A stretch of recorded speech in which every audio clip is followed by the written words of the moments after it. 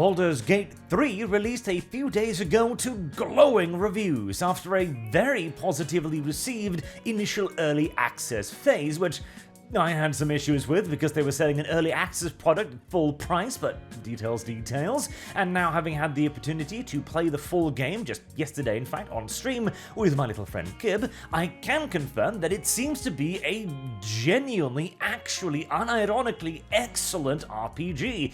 Possibly, in fact, one of the best ever made, at least judging from the first act right now. And to be fair, it's entirely possible that they are front-loading the game heavily due to the extended early access phase, but so far, so actually amazing. And yet, interestingly enough, the mainstream media isn't really focusing on, say, for example, the fact that even the most irrelevant of side quests is absolutely drowning in love and attention to detail. Rather, they are focusing in on a different sort of love. The furry kind, for example. As the mainstream has been absolutely overflowing with articles focusing near exclusively on the sexual aspect of Baldur's Gate, the nudity, the bare fucking, of course, the actual literal bestiality, and the progressive nature of the sex sounds. Well, there you go, I suppose. And okay, here's the thing. Part of this is absolutely Larian's actual genuine marketing scheme. The bare sex scene, for example, was absolutely designed to, shock and create shockwaves across the internet, and by God did it succeed. But what was so interesting to me was not really the sex scene in and of itself, which is like, okay, bestiality, that is certainly a thing, but very well. I'm presuming there's some choice related in the matter, so okay. Again, I would question your priorities here as you focus on a bare sex scene rather than making a character editor, but details. What was so interesting was the mainstream media's response to it, as it was, of course, just absolute rapture. You can fuck an animal in this? Well, this is the most incredible thing ever. So, You played this off for laugh, Larian, and yet all the wrong people were clapping. Like little seals, in fact.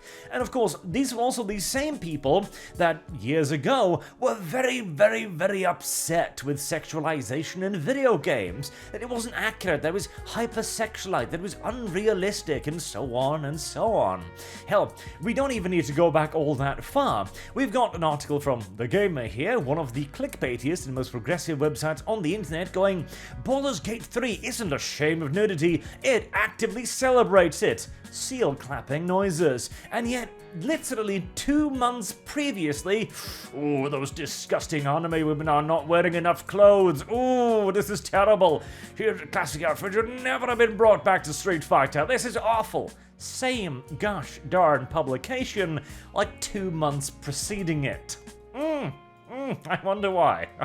I wonder why indeed. There is some very clear and massive hypocrisy at play here, and well, the question is, why is this happening? How can they be like, this is wrong? Look, this is an anime girl in skimpy clothing. That's terrible. But this, fantastic and empowering. Well, it's very simple. Because my fetish good, your fetish bad. Literally, that's as far as it sticks. Baldur's Gate has a lot of what could be considered, progressive sexuality, shall we say. Including a lot of gay love scenes, bestiality, troll sex, amongst other things. It's got a lot of that stuff. And the gaming journalists are absolutely loving it, because this is exactly the kind of degenerative nonsense that they adore. The character creator as well, where a character's identity is not first and foremost in their, facial features, but rather their choice of genitalia. That fits perfectly in line with progressive logic, where they're even willing to, of course, describe people as bodies. What was that? Yes, the recent deal where they described women and men as birthing and non-birthing persons. It is the most degenerative thing, the most reductivist thing you can imagine, and in many ways, Baldur's Gate caters to that. And here's the thing too. I don't necessarily mind. In fact, go ahead. My ideal video game is one in which there is a companion for literally every single taste you can imagine, and you can bang that companion in whatever horrifying ways you so choose. That would be my ideal game. And hell, if you want to make a character whose literal fingers are penises, go ahead. What do I care? It's your video game. But the obvious focus on it in a gaming media that moments ago was incredibly hostile towards it is suspicious. Now, my good buddy V, who hosts the ArchCast with me, points out that a lot of this has to do with the anime art style as well, and he probably has a very solid point there.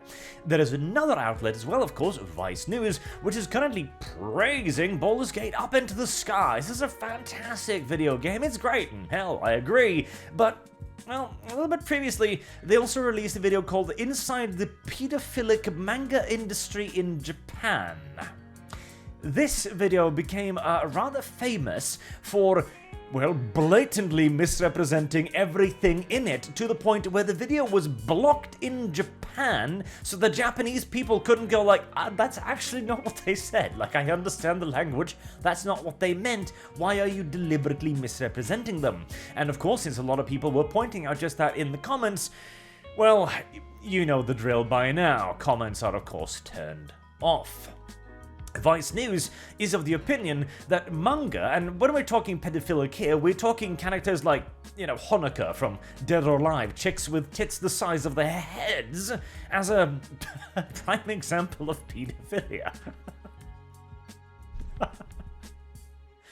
And they have no issues with what's going on in Baldur's Gate, despite, of course, the fact that you could happily make a halfling in Baldur's Gate, which, well, it's closer to any form or any realistic depiction of a child than anything I've seen in manga recently, so... Oh well, oh well. But again, it literally all stems down to my fetish good, your fetish bad. Because their fetish, of course, has a political aspect of it. The reason why this guy in this article objects to bringing back this costume has nothing really to do with the sexualized nature of it. It has to do with the fact that it is regressing the narrative. In fact, he even goes on at length to explain that he is very fond of the, what was the other character here? Ah yes, Yuri, the one with the feet thing, for example, the foot fetish character, and how she should be continued to be in her current costume, and he absolutely loves her, etc, etc. So it's not the problem with the sexualization, the problem is that this is in their minds a regressive form of sexuality. This is something that the straight white male might look at and go, yes, I do find that rather attractive. Whereas, you know, this is something that most straight white men are going to look at and go, oh, well, I'm not quite sure about that. And to be fair as well here, there is an aspect of this, an aspect that I am currently falling for, I shall not deny it, where this is shock clickbait as well, you know, focusing in on the sex, because sex sells, despite the mainstream media's insistence that is of course not true. Hypersexualization is bad and chases away the audience you see. Yes, I'm sure. Even to the point of penning fairly long articles talking about the bigger picture of the bear sex scene.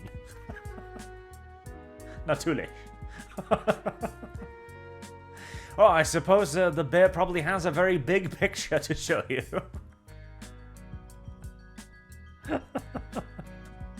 It's not even that it's not funny, because it is, but it is being embraced more for its political implications rather than the joke in this case, even as, of course, again, the reverse is being rejected.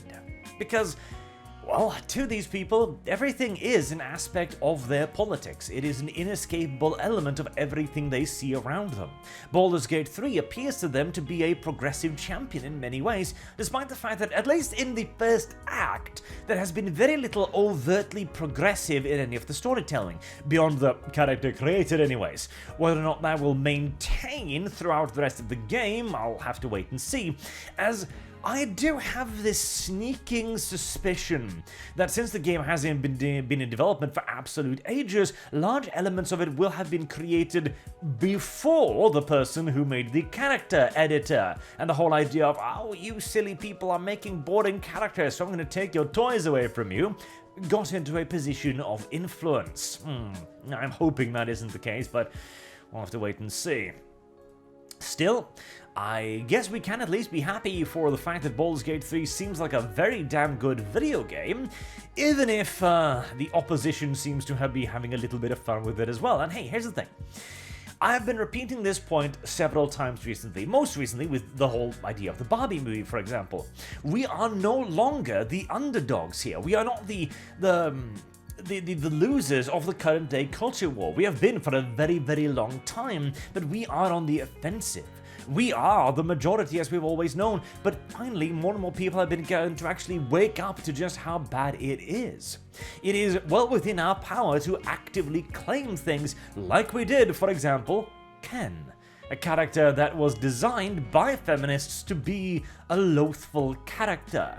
And Baldur's Gate 3 will probably be remembered more for its, well, role-playing, rather than the fact that you can fuck animals in it. Or at least so I hope in my more optimistic moments. Until next time, I've been Arch. Thank you all very much for watching, and I do hope to see you all again soon. Till then, have a good day.